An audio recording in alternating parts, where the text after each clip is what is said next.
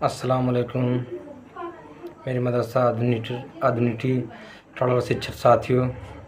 जैसा कि आप सभी को बहुत ही बड़ी और अच्छी खुशखबरी मिली भी है कि जो हाई कोर्ट का डबल बेंच मदरसा बोर्ड को असंवैधानिक घोषित कर दिया था। अल्लाह का शुक्र है कि सुप्रीम कोर्ट के मुख्य न्यायाधीश CY चंद्रचूड़ ने उसको हाईकोर्ट के फैसलों को फ़िलहाल तक ले रद्द कर दिया और स्थिति जैसी पुरानी थी उसी तरह स्थिति बहाल की।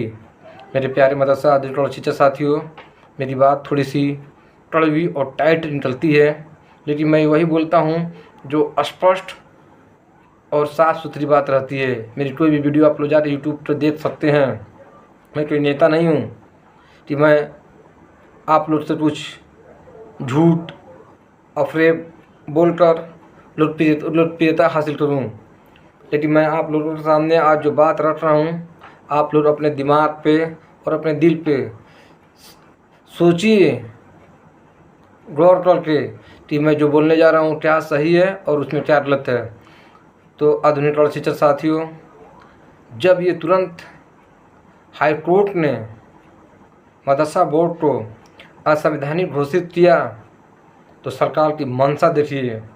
सर, जो 22 मार्च को हाई कोर्ट का आदेश आता है और उससे एक हफ्ता के बाद से सरकार उस पर हाई कोर्ट को पालन करने के लिए बहुत ही तेज़ी से आगे बढ़ रही है और यहाँ तक कि मीटिंग करके भी बच्चों को, जो मदरसे में बच्चे पढ़ रहे थे, उनका भी परिषदीय स्कूलों में ट्रांसफ़र करने का आदेश भी हो चुका था।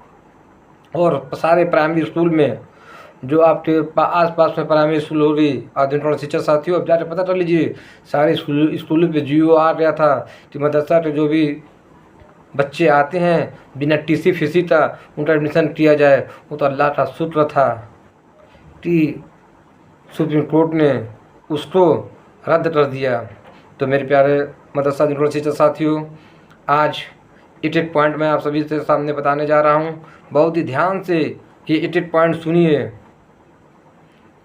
कि हम लोग 6 सालों से कंटिन्यू सरकार के पास आ रहे हैं, जा रहे हैं, मंत्री से मिल रहे हैं, मुख्यमंत्री चिट्ठी लिख रहा है, प्रधानमंत्री पर चिट्ठी जा रही है, ज्ञापन दिया जा रहा है सोशल मीडिया पे, यूट्यूबर चैनल पे, लेकिन सरकार 6 साल से एक फूटी कौड़ी शिक्षकों को नहीं दी। और यहाँ तक कि सरकार ने स्ट्रीम भी बंद कर दिया और अभी भी बोल रही है सरकार, एक हाथ में कुरान दूसरे हाथ में लैपटॉप। ये सरकार का सिर्फ लॉलीपॉप है और ये सरकार बहुत ही जुल्मी सरकार है, बहुत ही विरोधी सरकार है। मेरे प्यारे मदरसा आधुनिक शिक्षक साथियों, सरकार ने तरह तरह का मदरसों पे जांच के नाम पे परेशान किया, तो कभी मानदेय न दिया, वो भी परेशान किया, और आज आधुनिकीकरण सिस्टम भी खत्म कर दिया। जब आधुनिकीकरण सिस्टम खत्म कर दिया तो फिर ये सोचिए सरकार की मंशा क्या है। कभी कहती है एक हाथ में कुरान दूसरे हाथ में लैपटॉप। जब आधुनिकीकरण सिस्टम भी नहीं रहेगा तो एक हाथ में लैपटॉप और दूसरे हाथ में कुरान कैसे रहेगा।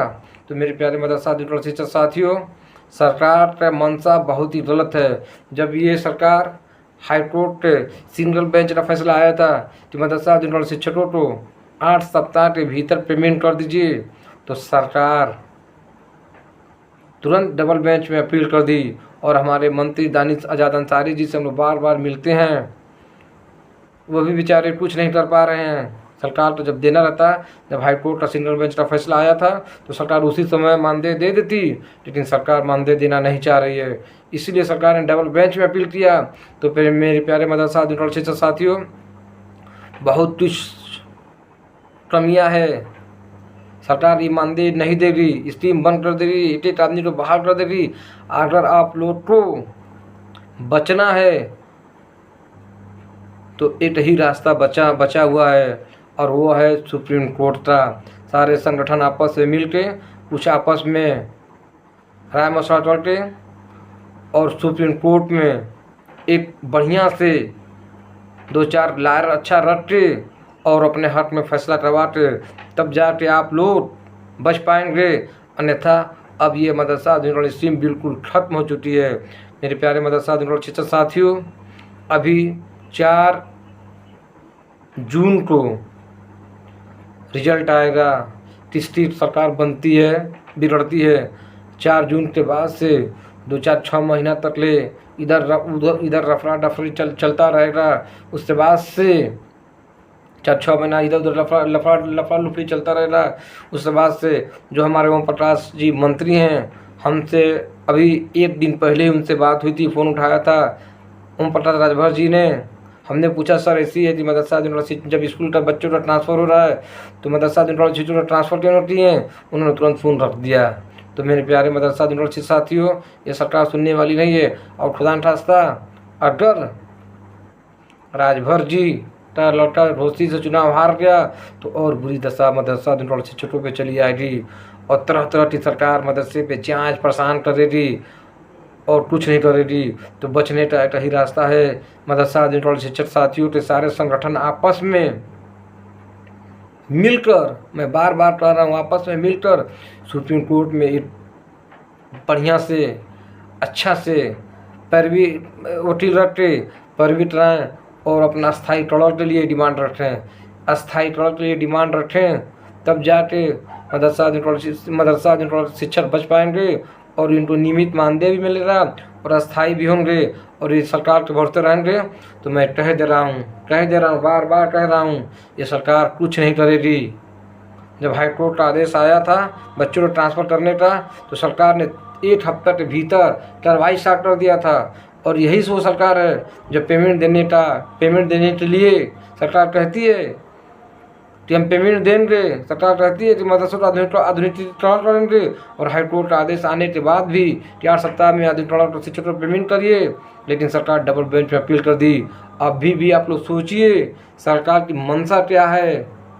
सरकार की मंशा यही है कि मदरसे पूरी तरह से बंद हो और अगर आप लोग को बचना है मदरसा शिक्षक साथियों, तो आप लोग का सिर्फ एक ही दरवाज़ा बचा है और वो है सुप्रीम कोर्ट का।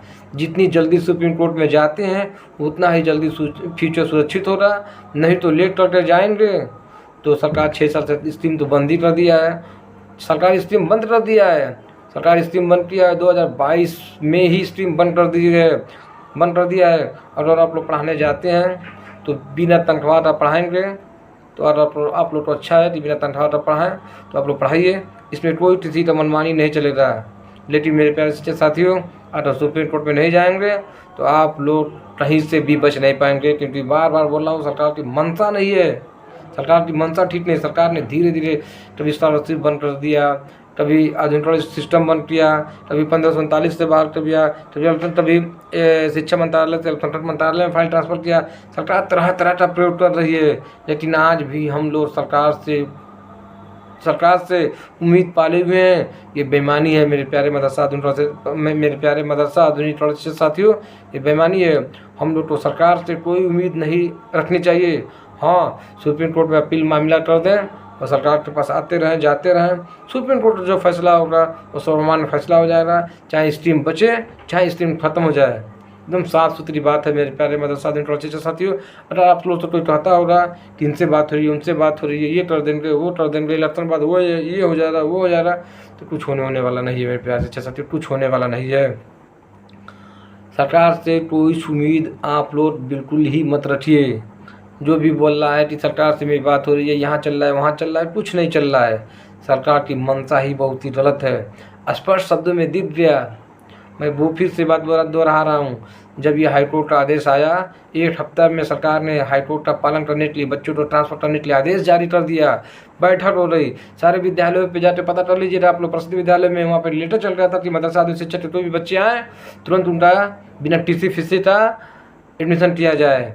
लेकिन हाईकोर्ट सुप्रीम कोर्ट ने उसको बचा लिया। तो हम लोग को भी अब सुप्रीम कोर्ट का ही रास्ता बचा है। सुप्रीम कोर्ट में हमारा मामला अपील कर देते हैं तो हम लोग का कुछ उम्मीद है कि कुछ हो सकता है, नहीं तो कुछ हो नहीं सकता है। इसी के साथ अगर मेरी वीडियो आप लोग को खराब लगती हो तो मैं आप लोग को माफ़ी चाहता हूँ। इसलिए मैं जो बोलता हूँ स्पष्ट बोलता हूँ और साफ बोलता हूँ। मुझे नेता नहीं बनना है। अस्सलाम वालेकुम, जय हिंद, जय भारत।